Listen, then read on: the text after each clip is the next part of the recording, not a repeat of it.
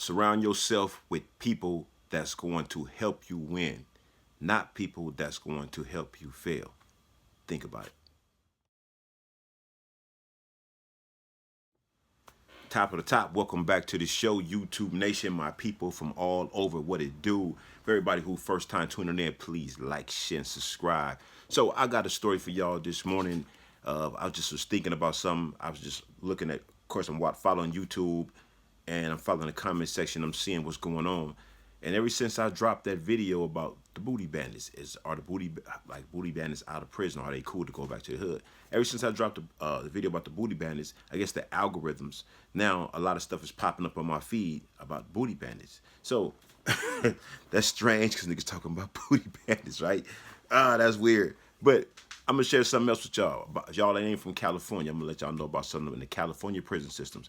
Every prison system got them, but in California, we call them Segoonies. So what a Segoonie is a homosexual. I don't know where the name came from, but out here we call them Segoonies. That's what they are, California Segoonies. So let's run this story up.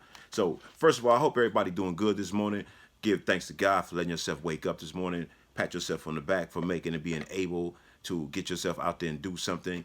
Give yourself a round of applause. Give yourself a little motivational speech, pep talk. In other words, get your ass up, man. Get the fuck up. Let's go, man. Let's do something. Let's figure this shit out.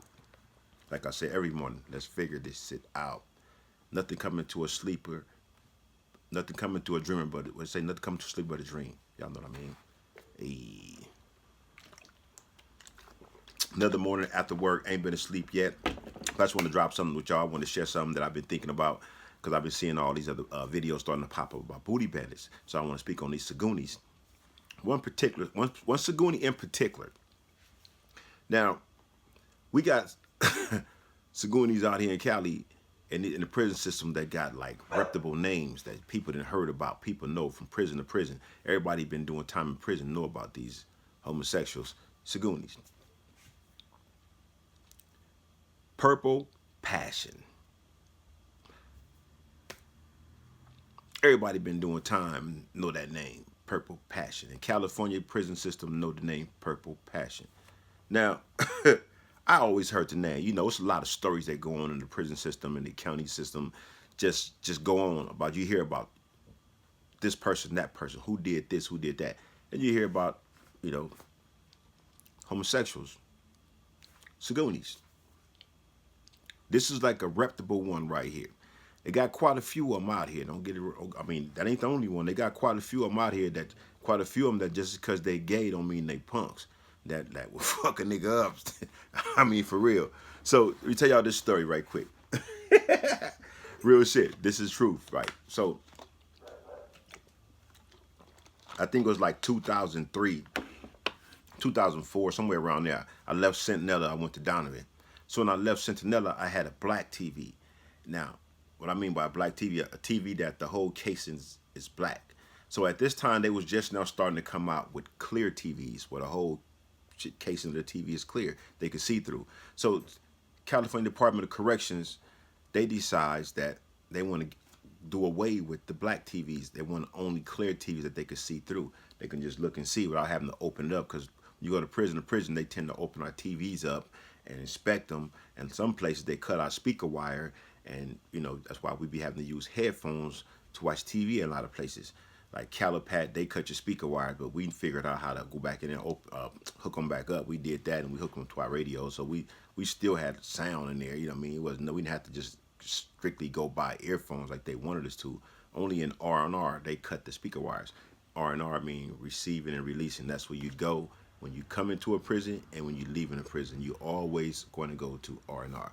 So does our packages and our appliances and stuff like that. So once they get to R&R was open up the TV, cut the speaker wires to make it to where we only can hear through the headphones. So Donovan was a prison that adapted that policy. All prisons didn't adapt that policy right away. It took a while for some other prisons. I'm looking kind of dark over here. Y'all, let me turn this camera around. I don't know what's up, man. Let's see. Y'all like my hat? I got trucker hats. Let me see. See, I'm representing. I'm gold out. I was at the represent because yesterday was, you know, Kobe Day. So I had my Laker gear on, so I had to represent at work. But anyway, hold up.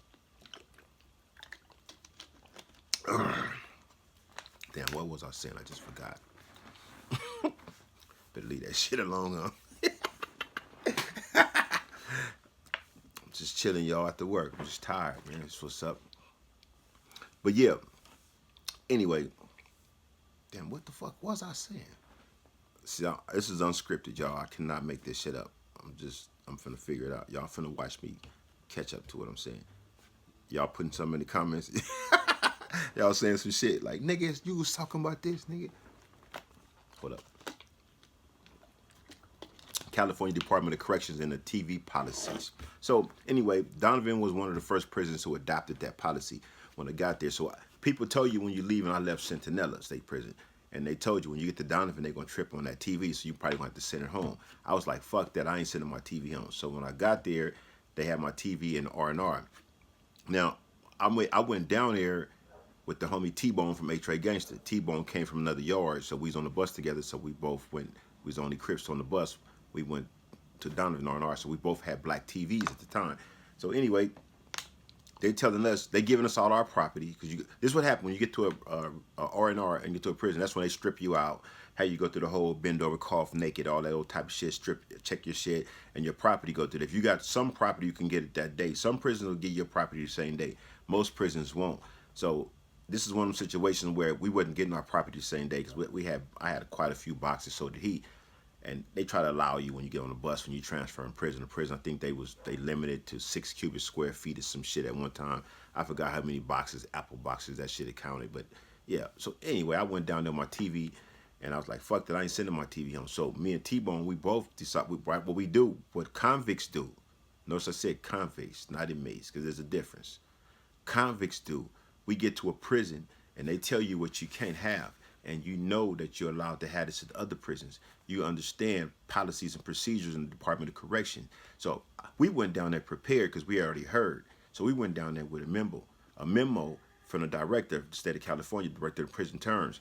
So we went down there with this memo and all that. So look, we show them like, look, it's saying that if you already have these TVs, you're allowed to keep them until that TV plays out. So, you know, we got our family sending us TVs. You don't send me to another prison and all of a sudden you tell me I can't have this TV no more. What the fuck? I just got this TV not too long ago. I ain't had this TV a year. Then I come down and you telling me to send this motherfucker home. I ain't got nobody gonna shoot me another TV like that. That don't work like that. So I'm like, fuck that. I'm finna go ahead and appeal this shit. Me and T-Bone appeal this shit. Now remember what I said. We came down with the memo. The memo stating that we're allowed to keep them. But Donovan was like, fuck that. This is R.J. Donovan, Correctional Facility, San Diego. You can't have that TV here. Fuck that. So I'm like, okay, they tell us to send it home. So if people that's out there, they tell you to do that in one of these prisons, don't send nothing home. Just appeal it. They won't keep your shit in R&R while you appeal it. Just go ahead and get the 602, start the appeal process, and they'll keep your property in R&R until you exhausted all your appeals, so you just lose. Till you take it all the way to the state of California, Sacramento. So that's the steps we go through in prison. That's why so many of us learn so much about law and shit, because we go through these steps on a smaller level, which is the 602 appeal process. Convicts do that. Inmates don't. Inmates be like, fuck that, I don't care about that shit. Nah, I'm gonna get my sister, my mama, my grandmother, my baby mama, somebody gonna send me another TV. Like, bro, I ain't got baby mamas and shit sending me TVs in this motherfucker. Nigga, I gotta go ahead and fight for the one I got. So I'm in this motherfucker law library. I'm fighting for the shit. So now we get there, me and the homie T-Bone. Now, we got there tonight. They kept our TVs. They locked them up in R&R. We go through, hit the yard, go to where we're gonna be staying at, the cells and all that. The next day or two, you know, we talking about we meeting people, and we got homies on the yard, so we talking to our homies, and our homies is referring us to this certain person about who can help you with getting your appliances, who's good with this 602 process, who's actually pretty vicious. Ain't no pretty to it. Motherfucker was vicious with a pen. So, you know, they kept telling us who it was, and we was like, nah, we cool. We cool. Nigga, I don't want to fuck with this nigga, Purple Passion. Nigga, I don't want to fuck with this nigga. This the Segoonies nigga. I'm like, nah, I'm good, bro. Niggas on some shit like that. Like, nah, we cool. Now, Purple Passion. This is a big old motherfucker right here. This motherfucker's like 6'4", with about some Motor 1 arms. When I mean Motor 1, so y'all understand that lingo, that means 21-inch arms. This nigga shit was like this. Big old nigga 6'4", with some little twigs in his hair ass type nigga. So, but he vicious with that pen when it came to law and shit and fighting the system. He was vicious. He whoop your ass with it. So we trying to get our stuff. We trying to get our TV. So we asking people who can help us with this because we ain't good like that. We just do the basics. And at this point in time, well, yes, I did. I didn't calipass some 602. Yeah. But I had never really fought for no property like this. This is the first time I ever had an appeal where I actually took it all the way to Sacramento. Most of us deal with appeals on the 602 level. We go ahead and go to, and get to administrative level and pretty much get dismissed, and we just like, okay, we cool, it's done deal. They find us guilty, give us a 115. It depends on what the situation, what you're appealing. That's what I'm saying, what you're appealing. So all I have ever appealed was 115s, because you get a 115, that's a write-up. If I don't know, 115 is a write-up in prison. And what you don't know, just like law, if they put one word wrong in that write-up, you can beat it. If one word is wrong in that write-up, you can beat it. That's California law. That's state law as well. That's why the appeal process is so vicious. They do something wrong. You detect that. You figure that out. You find that. You appeal that where they fucked up at, because they supposed to uphold the law to the highest extent. Now why they prosecuting us and shit like that on the streets and in prison. So that's why I learned how to do 602s by appealing 115s that I had in the past. Now back to what I was saying about this TV thing. So anyway, we got to go talk to Purple Passion, me and T-Bone. T-Bone, like, you know, I'm like 6 feet. I'm 6 even. T-Bone was like about 5'8", older than me, like a G homie somewhere from A-Trade. T-Bone's the homie though. Me and T-Bone was tight. We fucked around real tight. So me and T-Bone get together like, cuz, you want to go fuck with this nigga? I was like, hell nah, nigga, I don't want to go talk to this nigga, this big old motherfucking Segoonies, yo. I don't want to talk to this nigga. Bone was like, cuz, we got to go talk to this nigga, cuz, because, nigga, we trying to get our TVs and shit, my nigga. Like, so, I'm like, fuck it. One day, it was a Saturday, I remember, Saturday morning, first unlock on the yard. What I mean by that, they have first unlock usually be like 8 o'clock or some shit like that. Then they have another unlock, about an hourly, 9 o'clock, 10 o'clock, up until 11, 12 o'clock when they shut the yard down, then they open back up. So first unlock, we went out there. It was 8 o'clock. We on the yard. We on deck. Me and T-Bone. We done bust down and shit. Now we walking laps. Every time we work out in prison, after we finish working out, we hit laps. We walk it off and shit. We walking just like, just chopping it up and shit now. Because there ain't no talking on the way problem when I work out. I don't want to talk, bro. Let's just get it. Because niggas start talking, that's when you get to missing your set. That's when niggas get distracted. You just focus on the workout. You get it out the way. Let's move on. Let's hit the track. We can talk then. That was me and T-Bone's program as well. So now, me and T-Bone walking. We're like, let's go push up on this nigga. So we go get that Purple Passion. Man, this big old nigga. This nigga so motherfucking big, bro. This nigga like, I tell you, 6'4". Every inch is 6'4". Big old nigga. Big old nigga, like, and he went, this nigga's be on the yard with like tight booty short type shit on. He be on the yard with little biker shorts and shit, greasing himself up and shit. The real shit, this nigga be out there in the yard with his little motherfucking, nigga had a Walkman or some shit, yeah, headphones and shit, and he'd be out there with little bitty ass booty shorts on, some prison boots, and little bitty ass tank top on. This nigga out there working out push-ups and shit on the yard, on the bars and shit. In his own world, so like, nigga don't want to talk to this nigga. Look at this big old Segoonie nigga right here. This nigga might want to try to take us down, nigga. So me and Bone went together. We went and got at him. And this nigga was talking, man. This nigga was the type of nigga that talk and spit. This nigga like, yeah, all you gotta do is and do this and top. I'm like, yo, my nigga, what the fuck? And the nigga got Pruno over here. He got a jug of Pruno in the yard with him. So he drinking Pruno and working out and shit. And he trying to talk and shit. You know what I'm saying? At the same time, I'm like, keep stepping back. But this nigga keep like walking kind of like, kind of kicked off like, nigga, watch out, nigga. You know what I'm saying? But he was vicious. He helped us get our shit. This nigga knew his shit. This nigga changed the diet in the prison over there. This nigga changed the whole diet in R.J. Donovan. Everything at that time, the diet changed. It was more so to be healthy, like less salt and less sodium and all that. This nigga wrote shit up, got shit changed. This nigga changed the program on the yard to keep the EOP motherfuckers separated from the GP motherfuckers. And the EOP is the mental health people. See, at this time, they had us all in the yard together. Mental health people and the GPs, which is myself, the people that's non-mental health. So, but he put the paperwork in because he was mental health. He was in the EOP program, single cell status. So he went ahead and separated to where They went to the yard at a different time than we did. We went at one time, they went at another time. But yeah, Purple Passion was a motherfucker that we all heard about. Everybody that been in the prison system in the 80s and 90s, they know, and the 2000s, I'm sure, know stories about this cat. This cat is single cell status. This cat would take your dick. This cat would take your dick, my nigga. This big old motherfucker. We didn't allow homies to go in the cell. And homies didn't never allow no little homies because you can't go in the cell with that nigga. We ain't having that. We want to go in the status nigga up. You know what I mean? But he was on single cell status behind some other shit he done did. But he was that type of motherfucker. He'd probably take ass and everything. But he was so big, you type of motherfucker, you don't want to be in no little bitty ass cell with no big ass nigga like that. That's how you gonna have to status nigga ass up on the yard, rotunda, some shit, bust on this nigga quite a few times, lay him down and get him out the way. But he played himself so much because people that be in prison that learn the law, that know how to fight 602s and know that done won things before, then won lawsuits, then got money out the state, that done that type of stuff. Shit go to their head and they just get carried away and start doing too much and start pressing too many issues to the point to where they lock your ass up. They come put you in a hole for some shit and transfer you up out of there. And that's what he did. He was just fighting so much. He fought everything. Everybody started going to him. He was a motherfucking legal beagle on the yard. And like I said, we was reluctant. We was hesitant to go deal with this big old motherfucker because this is a big ass Segoonie named Purple motherfucking Passion. Everybody in the California prison systems have heard this motherfucker's name. There's a whole bunch more of them. I'm not going to tell y'all about the rest of these motherfuckers. I'm not getting into all that. But this one here in particular, because I had to deal with him personally on a 602, and the fact that this motherfucker was sharp.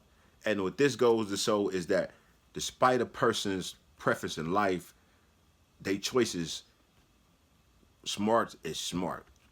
Sometimes we don't want to fuck with people because of what they are, but sometimes you have to, and get in order to get what you want. It's how you deal, how you do it though, how you go about it. You ain't got to be in this person's lane, in this person's world. You ain't got to get caught up into that. Like, nah, that's your choice, that's your thing. This is what we talking about. We talking about a motherfucking a 602 trying to get our motherfucking TVs. That's what we about. That's what we talking about. We don't want to get into nothing else. We don't want to talk about who you know from our hood, nigga, who you know from Raymond, who you know from Maytre Gangster. We don't want to talk about none of that. We ain't even telling you where we from. You just know we some Crip niggas who pushed up on your yard, respectfully greeted you and asked you for some advice, and you provided that advice. And that advice helped. That advice helped us get our motherfucking TVs. Cold thing about it, once I got my TV back, I had that shit up for about a couple months and that shit blew out. That's the reality. That's the life in the California prison system, all prison system, wherever they got TVs and appliances and all that type of shit. Shit happens. Yeah. So, top of the morning, like I said, everybody, whatever you're doing on this Thursday, have a good day, have a blessed day, stay focused, stay positive, stay on your grind. Wake your ass up. If you still in bed, you just laying in there watching this shit up under the sheets. My nigga like laid back. Get up, bro. Come on, my nigga. Get up, sis. Come on, y'all. Now, y'all ain't got that life insurance. Go get that. Go get that. Lock that in. Take care of that. I mean, take care of that, y'all. Come on. Yep. So, anyway, y'all. Once again, I enjoy talking to y'all. I enjoy just being myself in front of this camera. It's real liberating. It's pretty fun, too. You know, I catch a vibe and I go there sometime. Thanks for watching, though, for real. Thanks for watching all the comments. I appreciate all y'all. Right now, I just can't see them all because I'm on my phone, not on the computer. But, yo, shout out to all y'all. What up, Stan? Hey, Marlena Williams, all y'all, everybody who's tuning in, what up? What up? Top of the morning. Get your bag. Get something. Get your ass out the bed and make something happen. Stay blessed. Peace.